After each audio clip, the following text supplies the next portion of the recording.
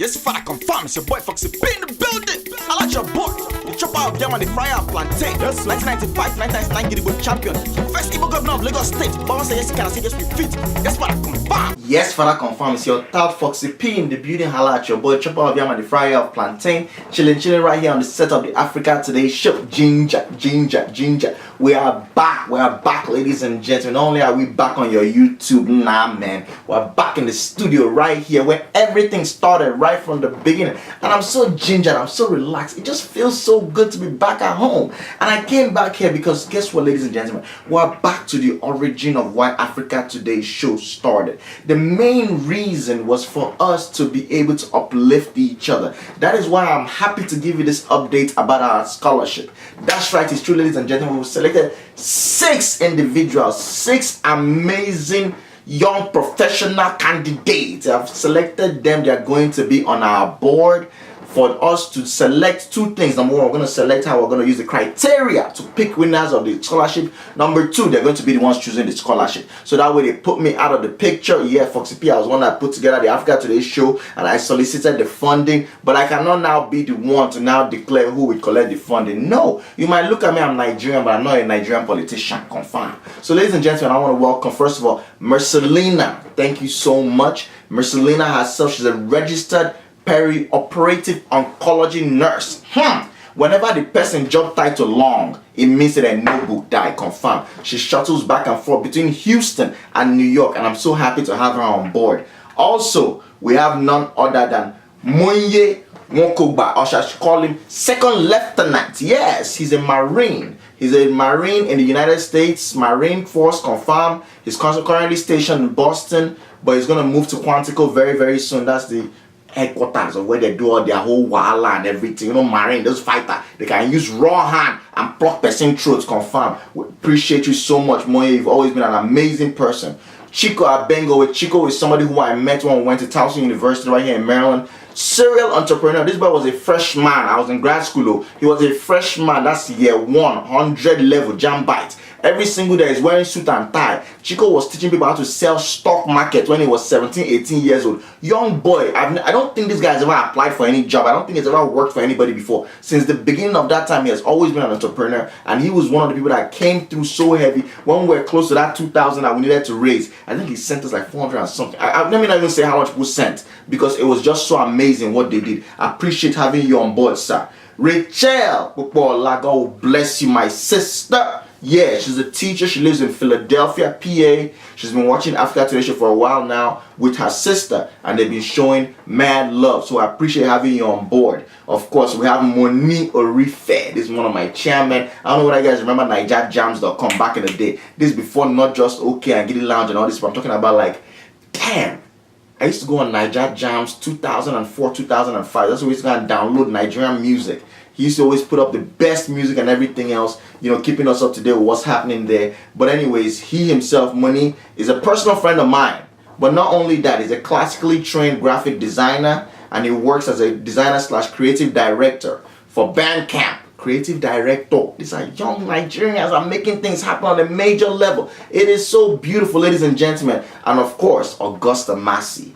She needs no introduction because she's one of the finest attorneys that I know. When I say finest, I'm not talking about whether she fine a human being. Yes, she fine, but she don't marry, she don't born. So cannot be looking married woman like that. Don't do that.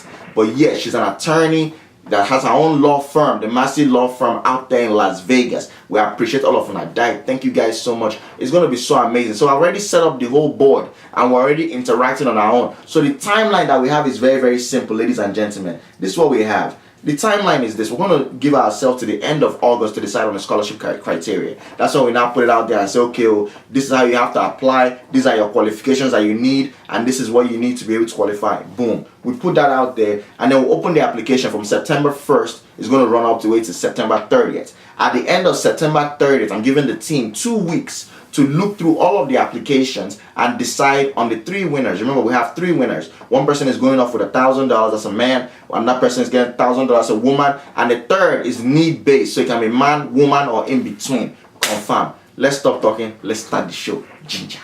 Alright, real quick, I want to shout out somebody on Twitter. His name is Anomaly AJ. He hit me up last week. Was like, Father, where's Africa Today show? Now, where's Africa Today show? I said, you know what, don't worry about it. Because of you, I will record. Ladies and gentlemen, I recorded a 36-minute video. I thought it was straight fire. Have you ever cooked food that you believe that this food is the best food ever, but when you now go and taste it with your mouth, you're not like, God dang it, what the hell was this? I don't know if I should show you this video, because if I show you, it might just lose hope in me. The problem with the video, and you know what, I'll show it to you. The problem with the video to me was that it's very simple. Number one, I came back from work really late, around like midnight or so. And then I now said, you know what, I'm going to shoot this video, but let me tune up. Now, for the past like 6 months or so, I've been drinking tequila. So I've been drinking Patron. That's all I've been drinking. I stepped away from, I don't want to be tired, I stepped away from NSC. I've been drinking Patron. So that day, I now decided, you know what, we're going back to Africa Today show. Let me go and drink dark. So dark liquor. So I said, let me drink NSC. Now, the place I used to go and buy or drink is right next to my house here. But they said they don't have NSC. I said, what do you buy? They said Remy. Now, I was like, okay, if you don't have NSC, I can drink Remy. They gave me Remy Martin. Ladies and gentlemen, boys and girls, I drank that thing. I didn't even drink up to 1 tumbler. The way my eye was stunning me. You people should watch this video. I'm telling you. I was editing. I edited this thing on a flight when I was coming back from Los Angeles. I was in Los Angeles this past weekend to MC a wedding. And I was editing the thing and I was like, this thing is so trash. Yo, the way my eye was rolling, the way I'm trying to explain something, yes, Father, confirm. It was like I was inside a different zone. I was like, these people will not even believe that it's hot drink that I drank. They will believe that Foxy has gone and something else happened, something else entered his body. They'll be like, yo, maybe he's on codeine or something, maybe he's tripping on acid or something. They'll be like, oh, you don't go do pills? Are you a pill popper now? I was just like, nah, there is no way I can present this truth. The ginger is so internal, ladies and gentlemen, boys and girls. I'm so excited to be right here in front of you. Because let me tell you, on Twitter, somebody hit me up like, Foxy P, when are you going to drop the next Africa Today show? Someone that came on my Instagram, the Fox himself, that's all you need to know. The Fox himself came on. Foxy P, how far? Waiting for the next Africa Today show. I said, don't worry. The ginger is so internal inside of my soul, confirm. First of all, I want to give an update on the Africa Today show scholarship fund. Damn it, yo! I'm telling you, if any of you, if you don't drink, don't start drinking. However, if you drink the thing that you're used to, confirm. Don't ever, this thing is a TLC, they sang the song. Don't go chasing waterfall. Just stick to the river and the lake that you're used to. Confirm. Do not switch. Do not change. Do not try. Even if somebody put into your GPS, do not go there. Don't go and drink under hot. Confirm. Because that thing flogged me deadly. I was like, damn. That is the first time ever in the history of Africa Today show. And believe me now, we have 140 episodes. 141st episode I'm giving you now. That's the first time where I shot a full video and said this thing is trash. No, it's not now that Nigerian Entertainment Award has nominated me for the best comedian, African comedian in the world, confirm. It's not now that there's another African people that are now nominated me for award too. It's not now that I'm doing a TV show that's going to be on BET and everything, Shades DMV. It's not now that all these beautiful things are happening to me that I will now come and disrespect my legacy, God forbid. Do you know how many haters will just be happy to be like, damn, my Foxy P don't fall off. So I was like, hell no. But anyway, let's stop talking. Let's jump right into the news. Alright, so we're getting the news from Nigeria that Davido's police escorts, they were recently arrested. And so when I heard that, you hear something like how come by? It's like you hearing an ant bite ant. How? So, ladies and gentlemen, they say that Davido's escort, they were carrying him, he just arrived back from overseas, and he came back to Nigeria, and then they picked him up from the airport and taking him home, and as they're taking him home, they're escorting him. These are police escort, they now start shooting in the air unprovoked. So, apparently, the video leak of them, Snapchat, Instagram, that thing is the biggest snitch in the world. The jails in America are filled with a lot of young men who took their own picture of their self with money and drug and gun. And when police catch them, I say, what did I do? What did I do? You couldn't catch me with nothing. They say, look, now, it's not you on Instagram. Is it not you? Is this not your face? Is it not your tribal mark? Confirm. So anyways, they snitched on themselves. And right now they got arrested. What happened? It was the head of police that said, you know what? We need to go and find out who those guys are. So I found it very interesting that they arrested the number one. Number two, I found it also interesting the fact that in the article, they said that these policemen are working for a private security agency. They are deputized to private security agencies. And I was like, is it not just last year that they said that no police can be working as escorts for private citizens?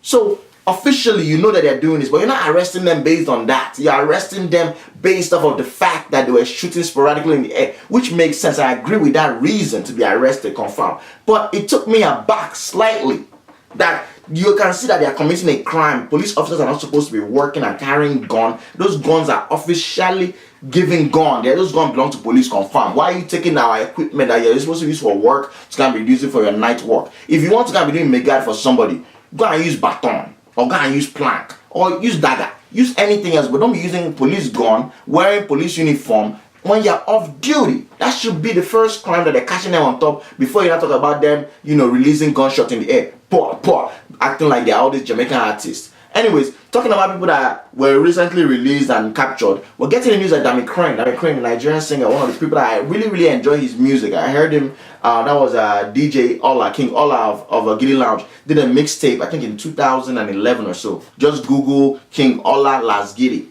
Amazing mixtape, one of the best mixtapes that I have. We still used to play that anytime we'd be out, we're going on any comedy shows and we're going on a road trip, maybe we're traveling to Boston or whatever, 7-hour drive. We always used to pop that in and just listen to it the entire way. Amazing mixtape. Anyways, I heard, that was the first time I heard Dammy Krane. And I also found out that he's cousins with Hood Billy, that's Bills, the Nigerian artist that's based out of Houston. You guys watch out for that guy. That guy's about to blow. And so when I get close to him now, if you can, Official Bills is his name on Twitter and Instagram. Make sure you find out about him. Confirm. So that's Dammy Krane. Dammy Krane was also signed to Hypertech. That's Two-Face, Two-Baba. Anyways, so he was arrested recently, I believe in June or July or so, about like fraud. They said that he used fake credit cards to enter plane private jets, and he was flying private and everything else. And he said it wasn't him, it was the guy that was booking him for all these shows and everything. That was one that used his own credit cards and did all that kind of stuff. Anyways, today the news just came out that the guy was not guilty. Now the reason I'm bringing this up is because I don't like to, if you notice, it's very rare in Africa today for us to talking about celebrities, especially African celebrities. I prefer to leave that off to,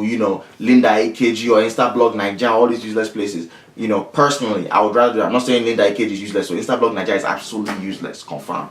But anyways, I personally don't like to opine on all those things because I'm also an entertainer. I'm also out there in the streets doing all these things. So I would never want to just start spreading rumor or spreading, because a lot of the time the information we get is not substantiated. A lot of the information that we get is just he said, she say, I heard, they said. Let the blogs do that. Me, myself, I cannot come and do that, because if I start peddling rumors here, how would I now be able to tell you guys the truth? Or how will you decipher that I'm telling the truth when we're talking about just regular things that's happening in African politics? You'd be like, nah, Foxy, the one that said that Two-Face was the one that gave that woman belly, but in fact he was not the one. So how can I now believe when you're not telling me about African politics? Let's separate up fact from fiction. I don't do that. But I'm bringing this one up because it was so crazy to me the way people were just vilifying this guy. Mind you, he came to America here and was arrested for a crime. The people that arrested him and put him out there, they did not know him as Dammy Krane. They knew him as his government name. They arrested him like that, confirmed. Now, one of the things that they look out for whenever there's a criminal case is character. Your character is going to tell us, it's the only thing that's going to tell us what you've done in the past, which means what you will do in the future, and gives us an indication whether you were the one that actually did this thing that we're accusing you of.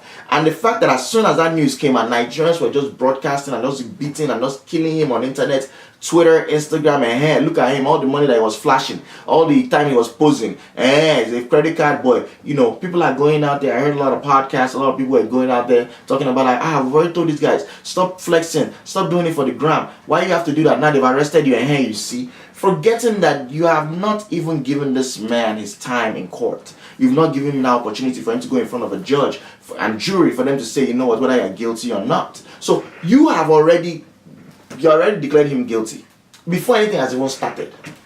So how would it make that person feel? Being that he's doing his music thing, he's carrying Nigeria on his back, doing all that. Forget about the fact that you don't owe him anything, or he doesn't owe you anything. But just the fact that this is an individual who now, they can Google him, they can go on Twitter and be like, prosecution can say, my lord, CEO, we don't know this guy, we're Americans, but his fellow Nigerians are saying that this guy is a terrible person. Look at it, we can find 50,000 tweets. We can find 100 blog posts. We can find all these number of things where people have said this guy is terrible. But the news now came out today that he has been found not guilty. So I would please want every single person, every single blog who went out there and put up the fact that this guy was arrested and he's a terrible person and he probably did it and castigated him and just declared him as Babash, I would want for each and every one of you to please go back up there and be like, yes, Dammy Krane is out now, and I'm happy that he's out because I know he didn't do it, confirmed. That's where you guys should go and post right now. Don't forget, you know, it's crazy how people are so quick to say bad about somebody, but when the person does good or when they find out that person not do so bad, nobody ever goes back in time to go and check it, to go and be like, nah, that motherfucker didn't really do what you said he did. I don't know whether people saw this video. Nnamdi Kanu, the head of IPOB, Independent People of Biafra, or whatever that is. So he did an inspection of the Biafran Secret Service. Everything this guy does blows my mind. So number one, if you're starting with just the best shit that he's tying across his shoulder these days, that blows my mind all the time. The fact that, you know, one of the conditions for his bail was that he should not congregate, he should not do anything Biafra related, but he's still doing it. That still blows my mind. You know, there's a thin line between stupidity and courage, and I think this man is actually walking that line. But you have to always remember that that line may not be a real line. Sometimes it's just that culvert between gutter and potopoto, where if you just, as you're walking on your balance, you cannot stick to the left, boom, and you fall inside that and confirm. So right now he's walking that line, but who knows? It's on him. But anyways, I found this very interesting. They were inspecting the Secret Service of Biafra. At every turn of the road, I always stop and I ask myself, yo, who does this person think he is leading? Like, which country are you trying to create? Who are the people that are following you? Are you just focused on just the people that are in the village there? Because if you create a Biafra, we ourselves are supposed to be a part of it, right? And look at the people that, look at what they are wearing, all this okreka, all black. I mean, where are they going? Are they members of Black Arts Confraternity?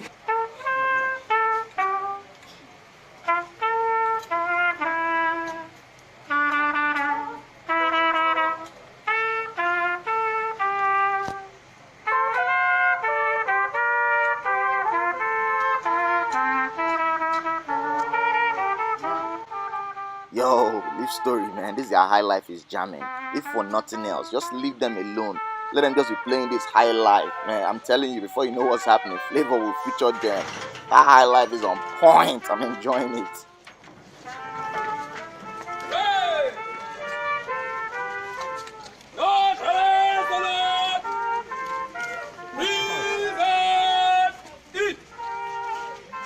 I was just looking at it, I'm like, God damn. All these niggas looking like noob cyborgs from Mortal Kombat. How can you tell me that this is Secret Service?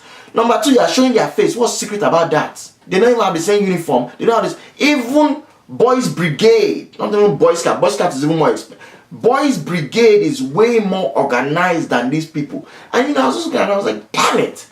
What is going on? Like, I thought IPOB had been donating money to this guy. Why can't you give this guy money so they can sew uniform for these people? If nothing else, sew a respectable uniform that can make sense. Because how can you come out and ordinary NSCDC is looking sharper than you guys, and you are the Secret Service? And I was like, okay, Secret Service, is it like kind of like CIA? Is it like the intelligence agency? I was like, no, maybe Secret Service is like Secret Service in America, where Secret Service are the ones that are protecting the president. So, oh snap. So these are the people with their big muscle that's just full of gari and egusi. These are the ones that are going to protect you. My nigga, let me tell you this right now. Forget about anything else. It's not gun that they use to shoot you. It's not knife they use and stab you. It's mosquito that will just come from net and bite you with those people in front of you, confirm. Those people cannot protect you from anything. I say, even if you just put ordinary boy egg, forget about rice, forget about beans, put ordinary boy egg there. These people cannot protect a boy egg for 2 days, confirmed. So it didn't make any sense to me. And you know, looking at them marching and everything, you can see that they're not even eating correct food. They're not eating a balanced diet. A breeze is blowing there. They don't know whether to move or whether to stop. And I was thinking to myself, do you know the number of retired military people that you can go and hire to do this thing? Or even if you want to even do it, just do something for show. Do something on the camera that will make sense. Listen, if me myself want to say, you know what, I want to go and get 12 guys to match. If you know the quality of people I'll go and bring, how much? 2,000 naira each. You can find some corpora, some retired corpora. Go to cantonment right there in Lagos, Ikeja. Go and bring some corpora, or go to all these Abauti barrack, all these naval barrack. Go and bring some soldier, retired soldier. Let them come and match for you. At least do like Nollywood. Make it seem believable. Like, what is this child's play? The idea of a video is supposed to, you know, tell us like, oh man, see power, see strength. There is no power there. There is no strength there. What you're showing us is pure stupidity. You might as well show us a cartoon. If you're serious about this thing, act like you're serious, my guy.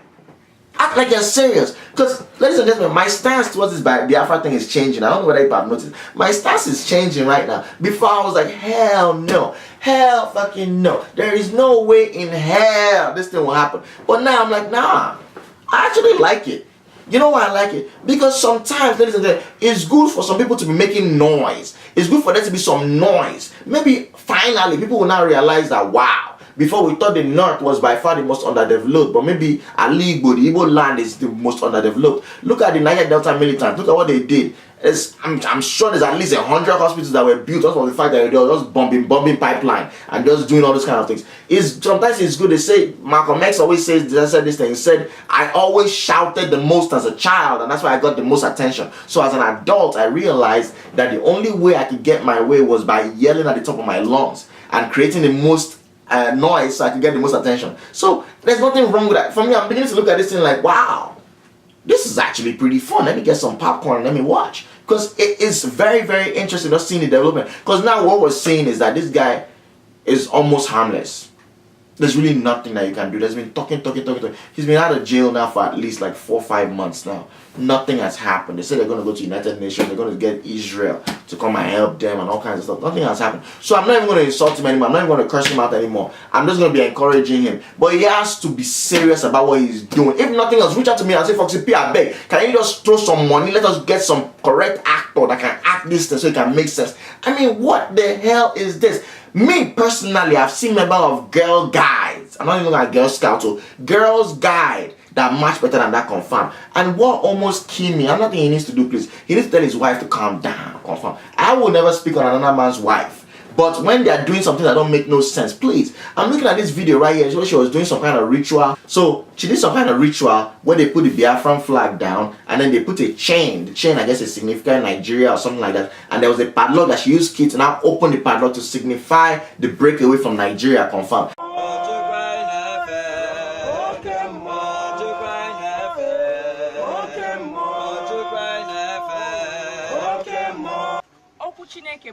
And amen.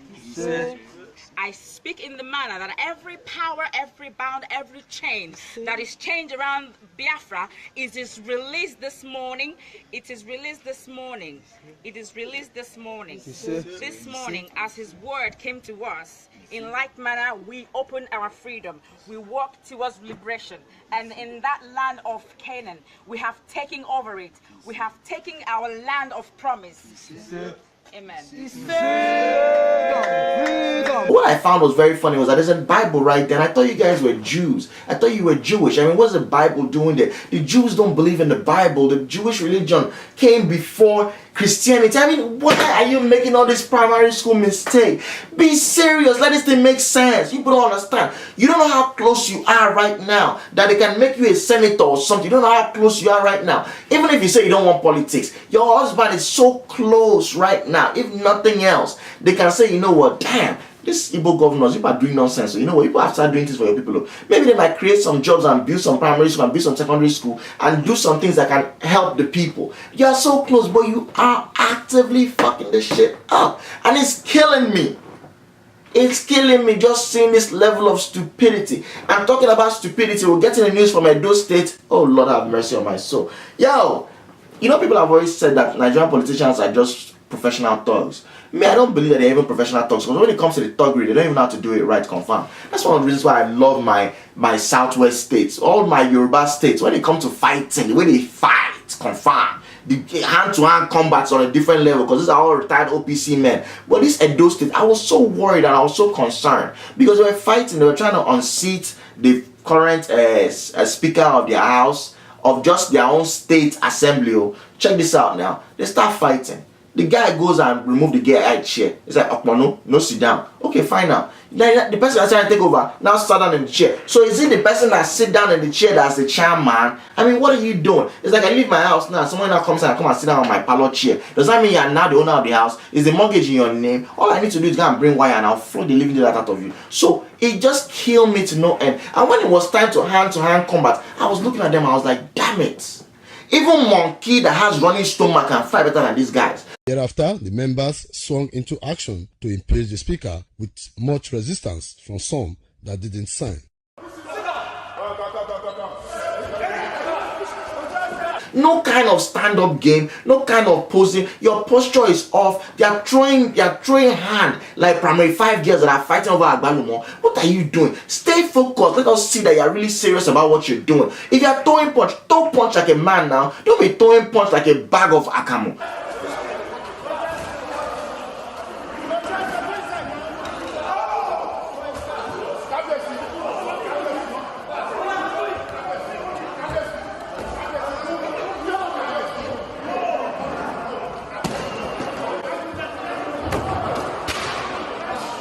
What are you doing? He just killed me tonight. And then someone now explained to me, I said, Foxy P, you have to understand. Edo people, they've been fighting with giants for millennia. For so many years, they've been fighting with juju. So if it doesn't involve them shaking something and throwing it at you where you now start flying in the air, they don't know how to do that hand-to-hand combat. So what you should be watching out for is not that fight that happened during the day, but it's the fight that happened at night. I say, hey, bros, you're taking it to the next level. Yeah, you're going into another realm, confirm. So ginger them. Shout out to all my Edo State people. Please tell your politicians, let them go and work on their fighting, confirm. Talking about necessary fighting, we're getting the news from Nigeria. Oh, Jesus Christ. After this one, I'm not talking about Nigeria again because I'm already tired. Because there's really nothing positive that I have for you from Nigeria, confirmed. Except the fact that your president is not dead yet, at least as far as we know. The main thing that we want right now is if possible, because now he has gone over 100 days. Trump just finished his 100 days in office, so our own just finished 100 days in London, which makes London is now the seat of our government, confirmed. So we've gone back to the 1950s. That was the last time that we actually convened a full House of Assembly or Congress or whatever you want to call it in London for Nigeria. So we're going back to those days, and he was alive then, so maybe he learned from them and he realized that it might actually be better to be doing this kind of thing in London. They should go and do it in Peckham, confirmed, where you can see some Nigerians that will be there. So that way, not only do you have the sitting president and his House of Assembly and his senators, but you also have some citizens there, confirmed, that can handle him. Anyways, so the news I'm getting right now, ladies and gentlemen, is coming from Abuja. I don't know whether you've been following this thing. Charly Boy has been doing it. I think it's like resign or resist or resist or resign, or I forget what the hashtag he uses is. But Charly Boy, you guys know him now. Charly Boy, Charles Oputa, is the Nigerian musician who was just really, really wild back in the day. All kinds of rings, all kinds of tattoos. He took a picture with Daryl where they kissed, all kinds of stuff. He's just been somebody who's is our alt culture. It's like pretty much like what Fela was doing, but he was doing it from like a rock and roll perspective. He was always riding his bike, doing all kinds of wild things. He married an American woman back in the day, and he's always, he's amazing man, everything. So these days, now in his 60s or 70s, he has completely taken over. He has just moved from music directly into just being like a full-blown, like, a human rights activist, always out there in the streets with the people, that kind of stuff. Same thing that Femi Kuti and all these guys always do. He's always out there in every kind of fight, every kind of thing that they're talking about is always out there. So anyways, ladies and gentlemen, he went to Abuja to go and protest. And I think he went to, was it the Wuse market or so? Anyways, it doesn't matter which market he went to. The fact is this guy is out there, he's protesting for the fact that our president has not been back in so long. Things are going already, like everything's just all messed up.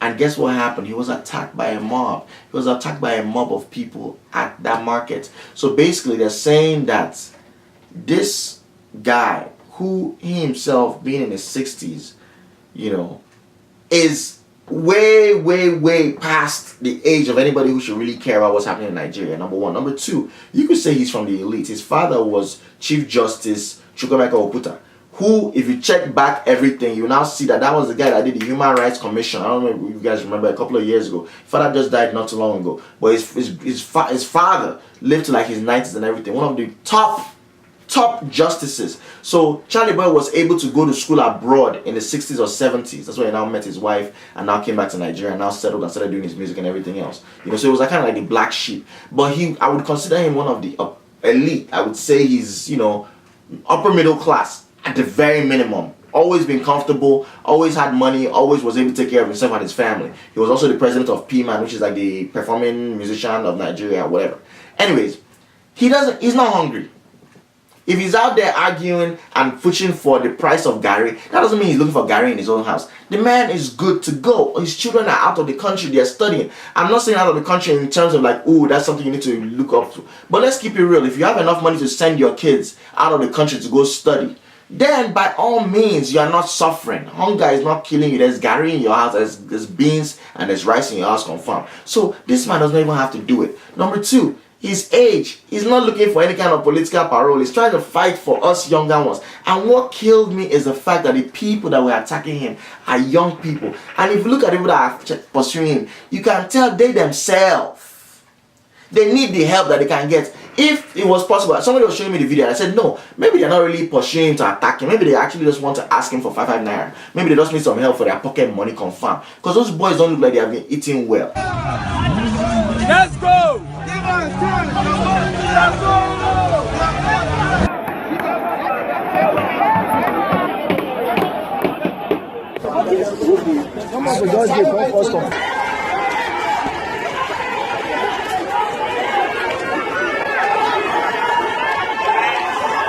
And I was like, damn, what is this country about? You can see that they were actively chasing them, throwing stones at them, believing that they are doing something great, because I'm sure they were recording that video so they can turn around and say, ah, look, oh, now me told that story, wipe Charly Boy for head, though. You know, if you can settle me, sir, I was one of the people that fought for you. And I was like, wow. So you mean in the marketplace, you have this number of people who can chase after someone that's protesting. That tells me two things. Number one, these people don't even understand why this man is protesting. Number two, what kind of market are you selling that you will leave and pursue somebody? You cannot go to Ladipo market. I don't care what you do in Ladipo market where Igbo people are selling spare parts. There's nothing you will do that will make over 500 traders pursue you. And if you thief self, maybe like 15 will pursue you. They'll be like, Emeka, help me, they look my store. Help me, they look my store. Lie. If you are selling anything of value, you cannot go to Balogu market and you see 500 women pursuing you. Lie. Even if ordinary woman that's selling ordinary ugu and water leaf, she's not pursuing you. You're not going to leave her tatashe and be pursuing you. And she'll be like, ole niyo. She'll be pointing. At the time the thief day, she will not come by herself, confirm, because that thing that she has is of value. So that tells you those people are not even traders. Those are all those alabaros, those people that carry load for you on their head, confirm. Ladies and gentlemen, it just sickened me to no end, and I was like, damn, this kind of makes sense. That's the reason our country is the way it is, ladies and gentlemen, because the people that you are fighting for don't even want you to fight.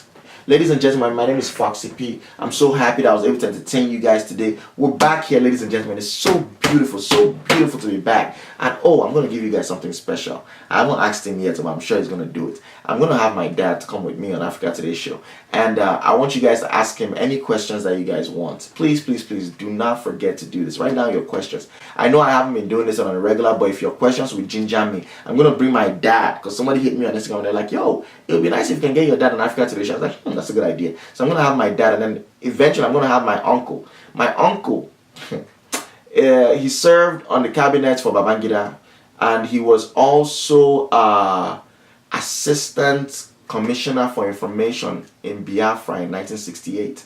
So this is somebody who tasted both sides of it, right? He was Babangida's government in 1988, 89, 90 or so.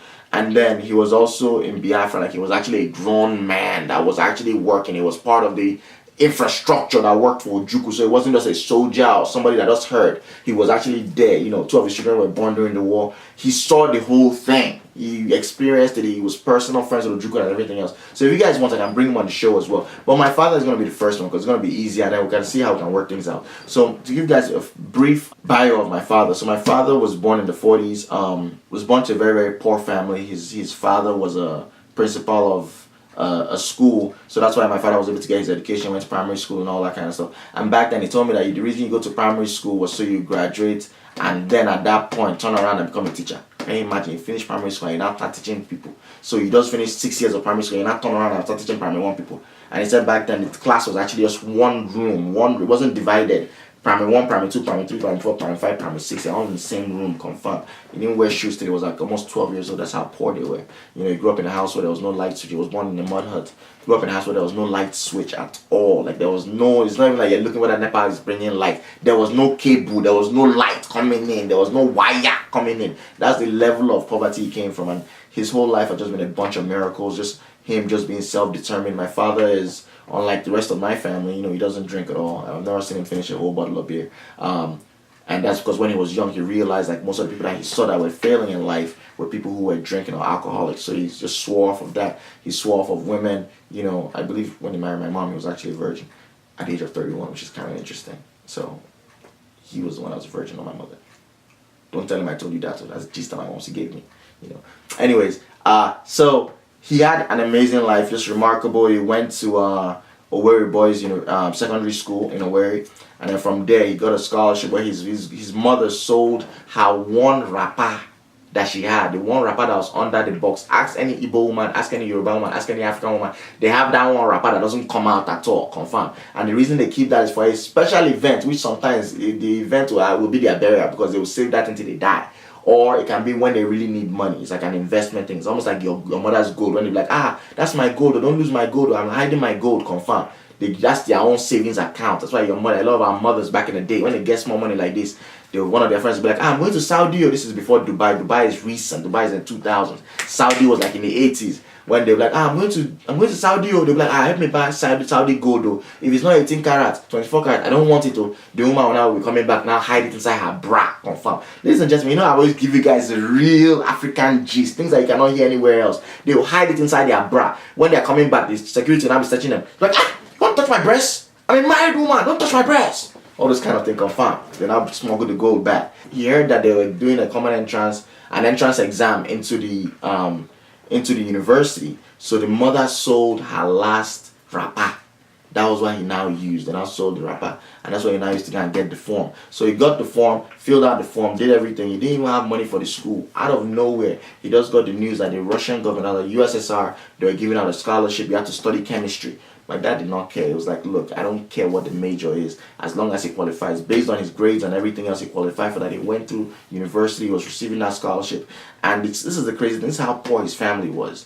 The scholarship that they gave him for school, the money that remained from this, after he bought his books and he paid for the dorm and everything else, the money that remained, he was now sending it back home to be helping the family for the rest of the children that were going to school and stuff like that. That's how poor they were. Can you imagine your scholarship now has to now turn into income for your family? So he finished from that school, worked a couple of jobs as a teacher. I think he didn't even start the teaching job. He got a job in Lagos doing IT. And my father was working with computers in 1977, 78. So that's another thing you guys might want to ask him, because he rose to become an executive at Savannah Bank, an old bank in Lagos, where he was in charge of the computer department nationwide. So that's another thing you guys can ask him too. Some other questions you might want to ask him is, how he was able to, being an Igbo man, coming back to Lagos in the early 70s right after the war. What did he see that were the differences? You can also ask him about his university experiences, because he always tells me when he was in school, as long as you were a student on campus, he went to Ife, as long as you were a student on campus, you were guaranteed a room to yourself. You didn't even have roommates, and it was paid for. He said things were just so different back then. He said as soon as you finish your NYSC, every single job that they were getting will give them a car. So that's how he was able to get the B2 that he now drove to go and toast my mom. See, confirmed. So these are all very interesting things that you guys can go by. And paying attention to the fact that he's in his 70s now, so there's a difference in time. You can ask him all kinds of questions. What was it like in being in a relationship back then compared to now? What was the politics back then compared to now? Are people more corrupt now than they were before?